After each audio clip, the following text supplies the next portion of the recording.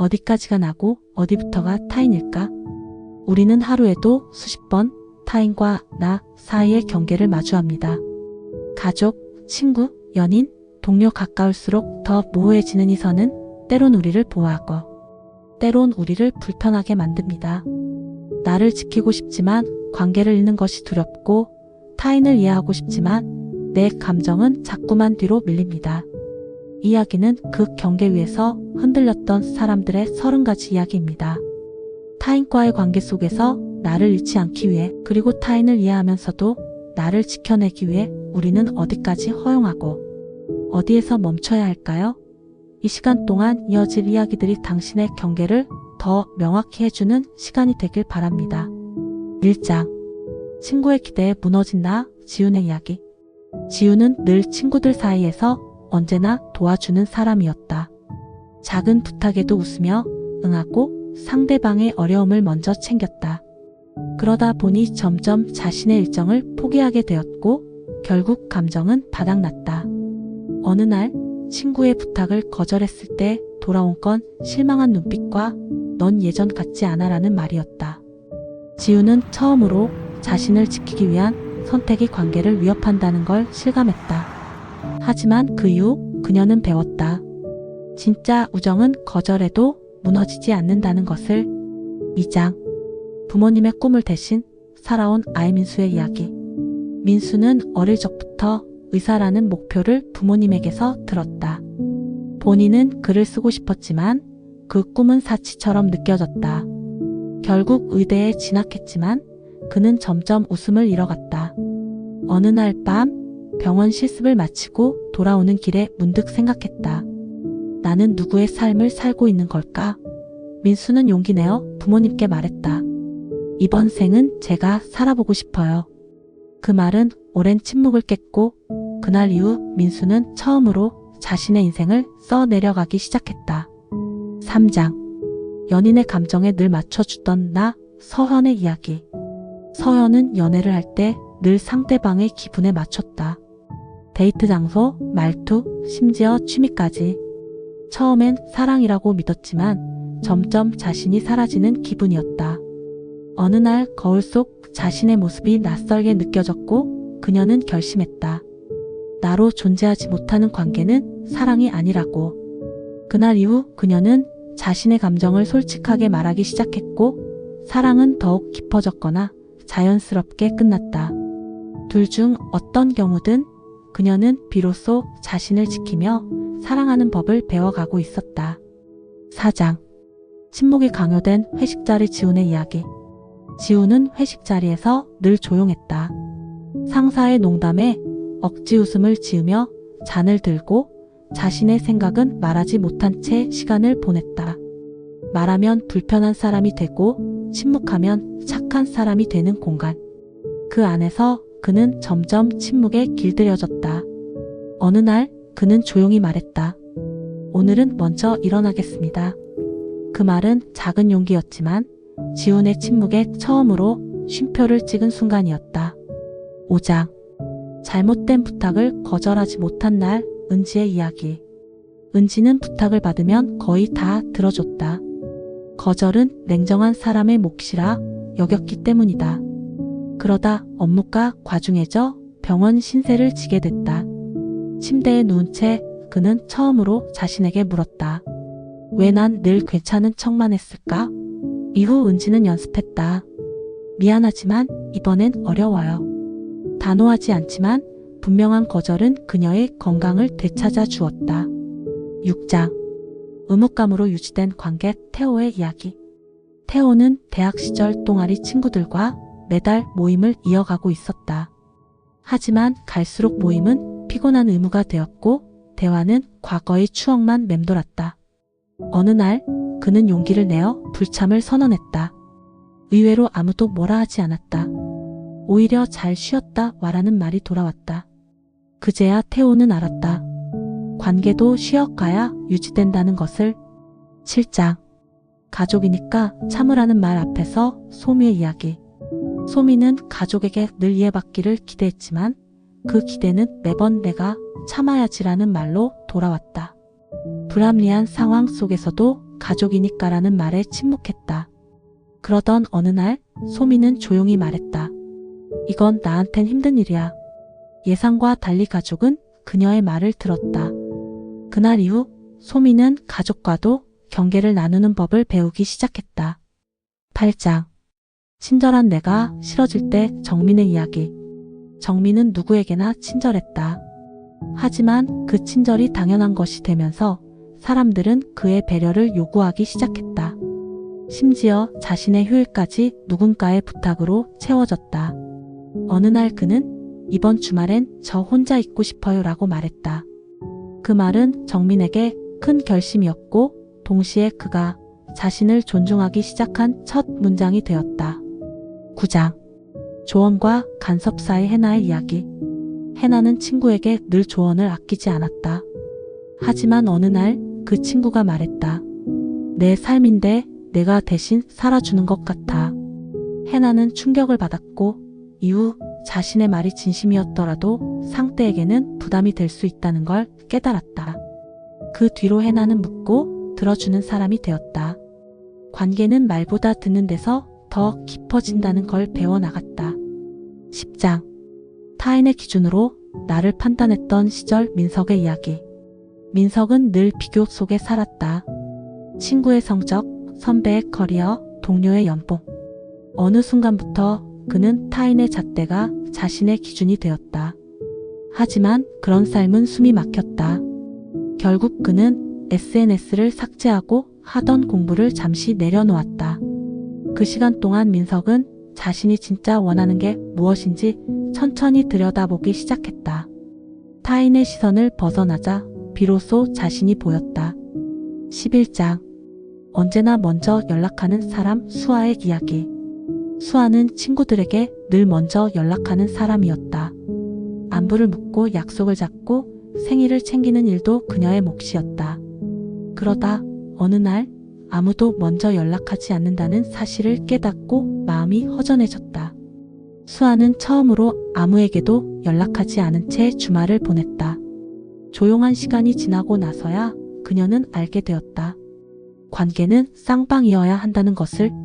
12장. 무례한 농담에 웃어버린 날 현우의 이야기. 현우는 회의 중 팀장의 무례한 농담에 웃어 넘겼다. 불편했지만 분위기를 해치기 싫어서였다. 하지만 집으로 돌아오는 길 그는 마음이 무겁고 지쳐 있었다. 그날 이후 그는 부당한 말에는 웃지 않기로 결심했다. 처음에는 어색했지만 점점 그는 더 당당해졌다. 침묵이 아니라 표현이 나를 지키는 법이라는 걸 배워나갔다. 13장. 타인의 아픔을 대신 짊어진 나영의 이야기. 나영은 주변 사람들의 아픔을 자기 일처럼 끌어안았다. 친구가 힘들 때면 밤새 통화했고 동료가 힘들어하면 자신의 일까지 대신했다. 결국 그녀는 탈진했다. 병원 진단은 공감 피로. 그제야 그녀는 알았다. 누군가를 진심으로 돕기 위해선 먼저 자신이 단단해야 한다는 것을. 이후 나영은 스스로를 돌보는 시간을 우선순위에 두기 시작했다. 14장. 타인의 기대에 갇혀 살던 정수의 이야기. 정수는 늘 착한 아들 믿음직한 직원으로 살아왔다. 누구의 기대도 실망시키고 싶지 않아서였다. 하지만 점점 그는 자신의 감정이 무뎌지고 있다는 걸 느꼈다. 어느 날 그는 퇴근 후 처음으로 하고 싶던 영화를 혼자 봤다. 그리고 조용히 생각했다. 이제는 내가 기대하는 내가 되고 싶다. 그날 이후 정수는 조금씩 나답게 살아가기 시작했다. 15장. 카페 구석자리 수정의 이야기. 수정은 매주 토요일 동네 카페 구석자리에서 혼자 책을 읽었다. 그 자리에는 창문이 있어 햇살이 포근히 들어왔고 작은 화분 하나가 그녀를 반겨주었다. 조용히 커피를 마시며 책장을 넘기는 시간은 그녀에게 세상과 연결되는 유일한 통로였다. 어느 날 바리스타가 조심스럽게 다가와 물었다. 혹시 매번 앉으시는 그 자리 특별한 이유가 있나요? 수정은 웃으며 답했다. 혼자 있어도 혼자가 아닌 기분이 들어서요. 16장. 단체 속에서 혼자인 느낌 유진의 이야기. 유진은 사람들과 함께 있는 자리를 좋아했다.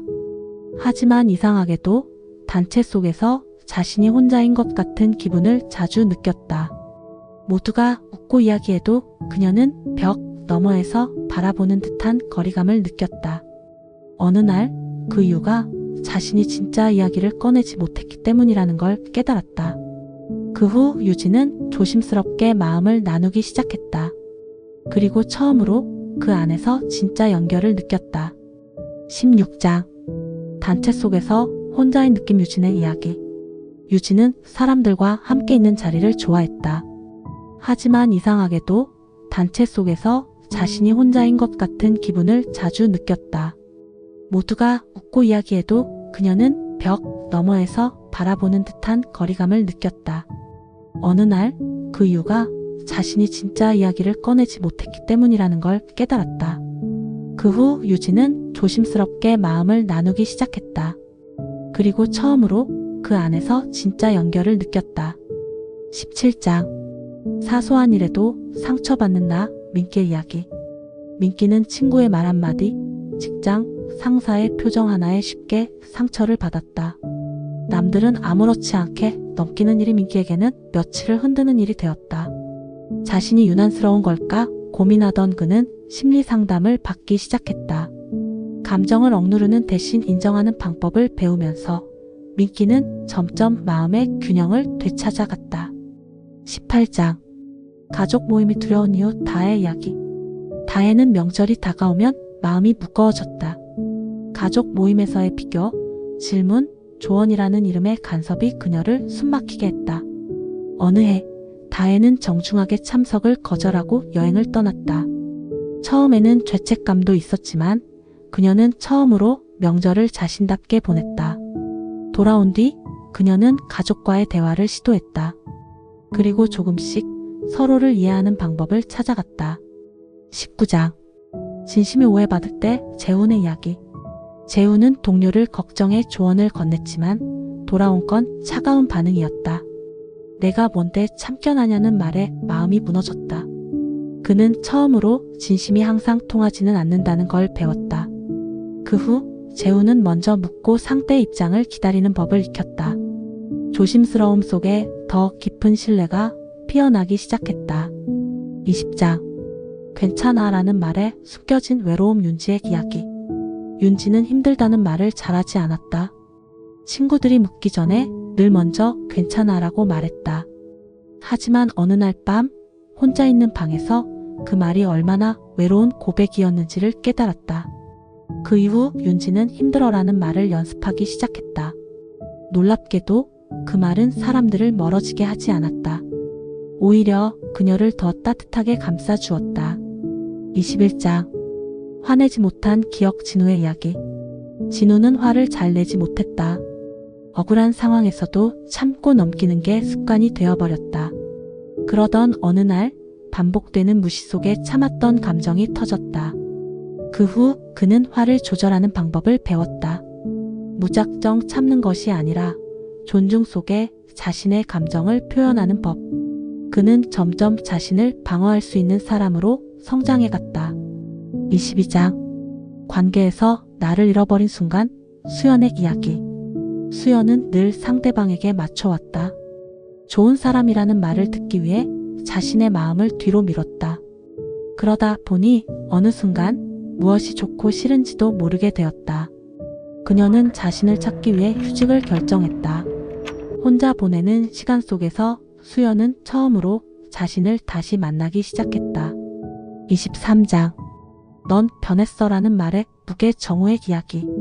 정우는 더 이상 친구들의 비위만 맞추지 않기로 했다. 하지만 그 선택은 곧 넌 예전 같지 않아라는 말로 돌아왔다. 그는 고민했다. 내가 변한 걸까? 아니면 이제서야 나로 돌아가고 있는 걸까? 정우는 끝까지 나로 살아가기로 했다. 그 길의 끝엔 더 진솔한 관계가 기다리고 있었다. 24장. 실수 앞에 무너졌던 나 하영의 이야기.